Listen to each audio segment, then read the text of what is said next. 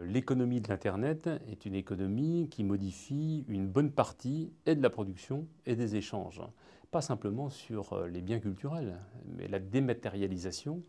fait que l'économie classique qui consistait, quand on accède à un bien, à en priver quelqu'un d'autre, puisque quand je prends un support matériel, finalement, je l'enlève à celui auprès duquel je l'acquiers. La dématérialisation, c'est pas du tout cela, puisqu'au contraire, quand j'accède à un bien, celui qui en est propriétaire ou diffuseur le conserve. C'est la duplication à l'infini et en plus à des coûts qui sont des coûts dérisoires.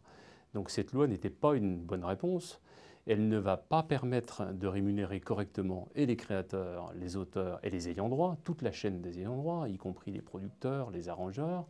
Et il faut donc inventer une nouvelle économie qui à la fois garantisse les droits des auteurs, les droits des ayants droit, leur rémunération et en même temps qui ne limite pas l'accès aux œuvres.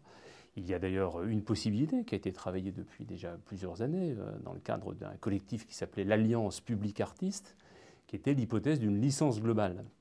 D'autant que la plupart des jeunes, puisqu'on a surtout accusé les jeunes d'être des pilleurs, la plupart des jeunes, plus de 80% d'entre eux, étaient prêts à payer, dans le même temps qu'ils payent un accès à l'Internet, une part de cet accès pour rémunérer les auteurs et les ayants droit.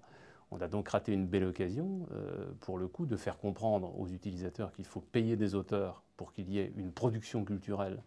qui soit diffusée grâce à l'Internet et en même temps de rémunérer et de mieux rémunérer les auteurs. Cette licence globale, elle a été certainement en partie travaillée. Elle nécessiterait des investigations plus poussées en termes d'économie, d'organisation générale, mais elle est tout à fait réalisable. On peut la mettre en place.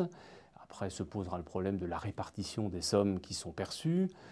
À l'heure où les ordinateurs sont capables de calculer à des vitesses prodigieuses l'origine, les sources et la diffusion, on ne va pas nous faire croire qu'on n'est pas capable d'inventer un système, d'autant que ce système existe un peu, par exemple sur les supports, les cassettes audio, les cassettes vidéo, on a bien su inventer par la taxation à l'achat physique des supports une manière d'aider à la création, à la production des œuvres musicales ou de toutes les œuvres de l'esprit.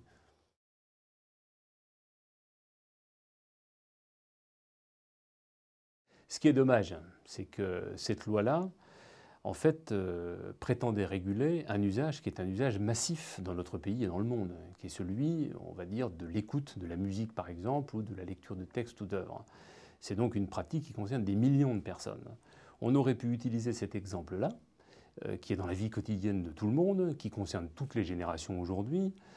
pour engager un véritable débat de société sur une nouvelle économie de la culture qui garantisse à la fois la rémunération de ceux qui produisent des œuvres et qui en même temps ne limite pas l'accès.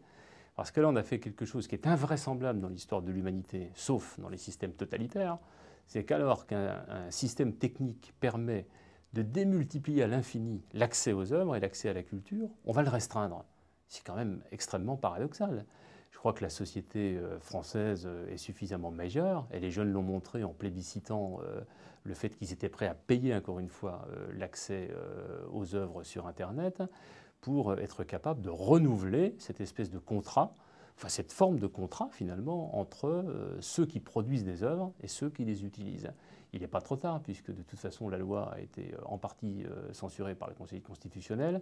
Elle devra à nouveau passer une autre épreuve, qui est celui du cadre européen, parce qu'elle contrevient au cadre commun